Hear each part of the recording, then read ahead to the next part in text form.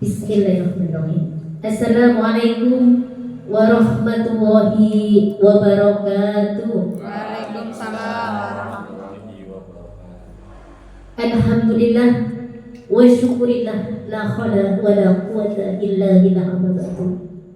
Kepada yang terhormat beliau Ibu Wihartini SPDSG selaku mentor Kilok 14 dan sekaligus Kepala Sekolah SDN 1 Pendowo. Yang saya hormati Bapak Ibu guru cerdas, guru hebat, beserta Pilot 14 orientasi pengenalan nilai dan etika instansi pemerintah bagi P3K Dinas Pendidikan dan Kebudayaan Kabupaten Pemalang tahun 2024. Pertama, marilah kita memanjatkan puji syukur kepada Allah Subhanahu wa taala. Pada hari ini kita masih diberikan kenikmatan, kesehatan, sehat walafiat sehingga dapat melaksanakan agenda kegiatan seminar orientasi ASN P3K tahun 2024. Kedua, salawat serta salam semoga kita tetap tercurahkan kepada beliau baginda Nabi Agung Muhammad Sallallahu Alaihi Wasallam, dan semoga kita semua yang berada di sini pernah mendapatkan syafaat beliau di yaumul qiyamah. Amin Allahumma amin. Langsung mawon nggih. Di sini saya akan memaparkan seminar orientasi pengenalan nilai dan etika instansi pemerintah bagi P3K Dinas Pendidikan dan Kebudayaan Kabupaten Pemalang SDN 01 Pendowo tahun 2024. Yaitu saya akan memulai dari pengenalan, yaitu nama Buktiaton SPDI NI P3K 1979 0606 2024 21 2018, instansi SD Negeri 1 Pendowo, jabatan saya ahli pertama guru pendidikan agama Islam. Selanjutnya yaitu mentor kita Ibu Wihartini SPDSG dan beserta Ilok 14. Selanjutnya yaitu orientasi P3K dilakukan oleh instansi pemerintah yang dan pelaksanaannya berdasarkan pada kurikulum yang menggunakan sistem informasi yang ditetapkan oleh lembaga administrasi atau LAN. Itu selanjutnya lagi visi ya, dari setiap SD pasti mempunyai visi. Adapun visi SD 1 Pendowo membentuk pribadi yang religius, berprestasi, literat dan mandiri. Selanjutnya yaitu implementasi profil P5 dalam kegiatan pembelajaran. Selanjutnya misi, adapun misi di SDN 01 Pendowo terdapat berbagai misi, yaitu tetapi di sini saya akan mengambil satu misi menyajikan pembelajaran kreatif, inovatif, menyenangkan, manusiawi, berpusat pada peserta didik. Selanjutnya yaitu Bapak Ibu, ya, rencana hasil kerja RHK yang sudah terimplementasi oleh kepala sekolah itu terlaksananya peningkatan kualitas praktek pembelajaran guru. Adapun indikatornya meningkatkan kualitas praktek pembelajaran guru. Selanjutnya Bapak Ibu guru, ya, adapun rencana kerja P3K yaitu mengaktualisasikan nilai-nilai dan etika berakhlak, berorientasi pelayanan akuntabel, kompeten, harmonis, loyal, adaptif dan kolaboratif, yaitu dengan misi Kabupaten Pemalang terwujudnya Kabupaten Pemalang adil, makmur, agamis dan aman atau aman. Selanjutnya yaitu Bapak Ibu, di sini saya akan mengambil satu rencana kerja P3K walaupun ada 5 rencana, tetapi di sini akan menekankan kepada terlaksananya meningkatkan praktik kompetitif yang berfokus pada instruksi pembelajaran, yaitu yang saya laksanakan di semester 2 tahun ini. Selanjutnya yaitu Bapak Ibu, iya, ini meningkatkan praktik aktivitas kognitif yang berfokus pada instruksi pembelajaran, yaitu untuk tingkat upaya menjelaskan terstruktur tentang konsep aktivitas pembelajaran disertai dengan demonstrasi, ilustrasi dan contoh relevan dan kontekstual untuk peningkatan efektivitas pembelajaran. Itu selanjutnya Bapak Ibu, di sini identifikasi masalah yaitu menurunnya keaktifan siswa di dalam hafalan surat Al-Qur'an. Asesmen hasil belajar siswa rendah. Dilanjutkan masalah yang diangkat rendahnya pemahaman kognitif peserta didik dalam belajar hafalan surat Al-Qur'an. Banyaknya sekolah yang belum memaksimalkan penggunaan metode belajar interaktif dalam proses pembelajaran. Hal ini disebabkan oleh kurangnya pemahaman mengenai cara mengintegrasikan metode pembelajaran dengan pemahaman siswa dalam belajar. Selanjutnya Bapak, ya, yaitu ide gagasan saya yang pertama itu akan mempersiapkan ruang kelas itu model U supaya pembelajaran suasananya itu ganti tidak monoton, supaya di situ anak nanti bisa leluasa untuk menyelesaikan istilahnya berkomunikasi dengan temannya, mengganti suasana. Kemudian menerapkan menggunakan metode 4T 1M untuk meningkatkan aktivitas kognitif yang berfokus pada pembelajaran terinstruktur. Kemudian mengadakan monitoring dan dukungan berkelanjutan pada siswa. Itu selanjutnya Bapak. Iya. Tahapan kegiatan yaitu 1. Menganalisis kebutuhan peserta didik, menyusun tujuan pembelajaran, menyusun modul ajar. Kemudian yang tidak sangat penting yaitu mengetahui minat baca peserta didik kan Bapak Ibu. Melakukan tes minat baca, kemudian mengetahui minat baca peserta didik. Yang ada tahapan perencanaan, kemudian selanjutnya Bapak tahapan pengembangan. Nah ini tahapan implementasi, yaitu saya melakukan kegiatan pembelajaran dengan metode pembelajaran 4T 1M agar pembelajaran interaktif dalam praktik aktivitas kognitif yang berfokus pada instruksi pembelajaran. Selanjutnya, ya terakhir mau observasi ya, penggunaan metode pembelajaran 4T 1M dalam pengumpulan umpat balik, dilanjutkan umpat balik dari siswa mengenai pembelajaran praktik aktivitas kognitif yang berfokus pada instruksi pembelajaran. Ini sudah saya lakukan di semester 2 tahun ini Bapak Ibu. Ya selanjutnya, iya. Output kegiatan yaitu ada asesmen awal, kemudian mendapat asesmen awal, lalu mendapat arahan dari kepala sekolah dan mentor teman sejawat. Setelah itu saya membuat modul ajar dan metode pembelajaran yang interaktif tadi, yaitu saya menggunakan modul ajar dengan metode 4T 1M tadi. Kemudian terlaksananya kegiatan pembelajaran yang menarik dan menyenangkan yang berdampak pada siswa berhasil melakukan asesmen hafalan surat Al-Quran secara lancar dan baik. Kemudian penggunaan metode pembelajaran 4T 1M dalam pembelajaran hafalan dapat efektif dalam kelas Bapak Ibu.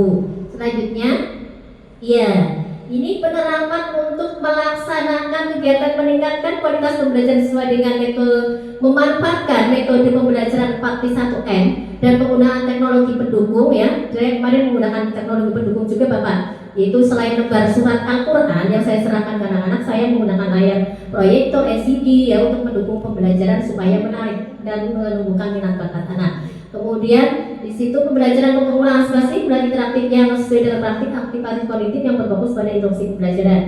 Dari itu saya mencari referensi dengan cara mencari, menggali dan berbagai sumber yang menyenangkan untuk dipelajari peserta didik inovatif, kreatif dan adaptif. Kemudian bekerja sama dengan teman sejawat, saya mengaktualisasikan kolaboratif. Kemudian saya membimbing peserta didik untuk menyimak video, yaitu video ketika setelah saya menerapkan metode 41M ini, saya menyengadakan penyegaran pada anak-anak suruh bernyanyi dengan melihat video dan kemudian selanjutnya serta laporan dalam bentuk nilai asesmen di setiap pembelajaran.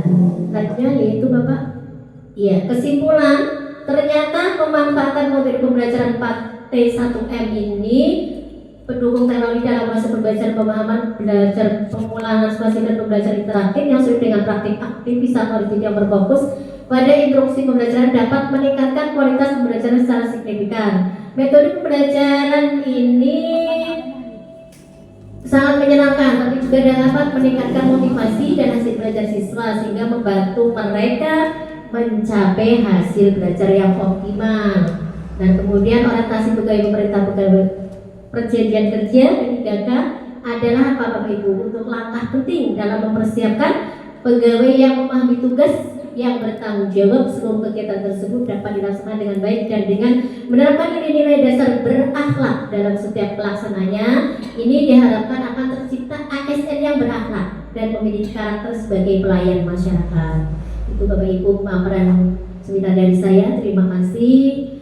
Kemudian mohon maaf apabila tadi ada kesalahan.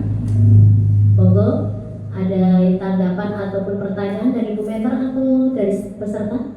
Ya, saya berikan sesi pertama ini untuk satu penanya. Monggo.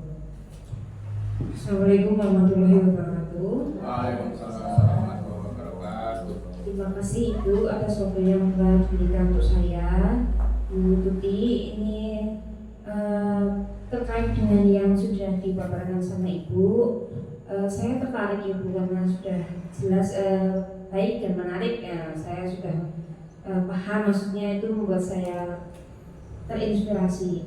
Nah, yang ingin saya tanyakan adalah dalam pembelajaran praktik aktivasi kognitif tersebut, apa saja yang sudah diterapkan khususnya di hafalan Al-Quran.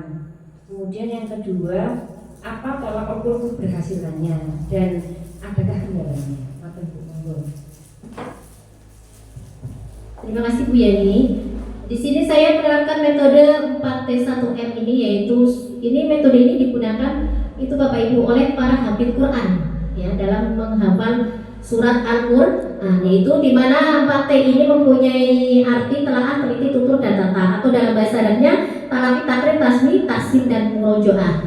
Talaki itu membaca dengan menjaga kualitas bacaan, takrir mengulang bacaan dan hafalan, tasmi semaan mendengarkan Al-Qur'an, kemudian taksim memperbaiki bacaan supaya tidak berubah dari aslinya, kemudian murojaah mengulang bacaan berulang-ulang agar kualitas hafalannya tidak lupa. Kemudian ada tolak ukur kualitas pembelajaran signifikan Bapak Ibu. 90% peserta didik menghafal dengan mudah surat Al-Qur'an. Kemudian meningkatkan motivasi belajar anak tertarik sekali. Motivasi tumbuh dalam anak. Kemudian asesmen anak dalam hafalan itu berhasil. Kemudian pembelajaran itu pun menarik, menyenangkan dan interaktif. Terima kasih, itu jawaban dari saya.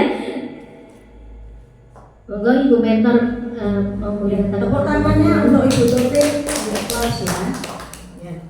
Terima kasih Bu Tuti, dengan semangat sudah memaparkan ide atau gagasan dan mengangkat masalah, yaitu tentang penerapan metode pembelajaran menggunakan metode 4T1M untuk meningkatkan aktivitas kognitif. Ya, disalut sekali. Dan kalau saya dengar tadi, metode itu sebenarnya digunakan untuk yang hafiz Quran, metode hafiz Quran. Kenyataannya metode itu juga ampuh untuk para mereka hafiz Quran dengan metode itu, dengan cara cepat mudahnya menghafal ayat-ayat atau surat-surat dalam Al-Quran. Ini kalau misalnya ya, saya lihat sendiri kemarin sudah diuji cobakan Bu Tuti, kebetulan Bu Tuti di SD kami sendiri ya, diuji cobakan pada saat pelaksanaan observasi.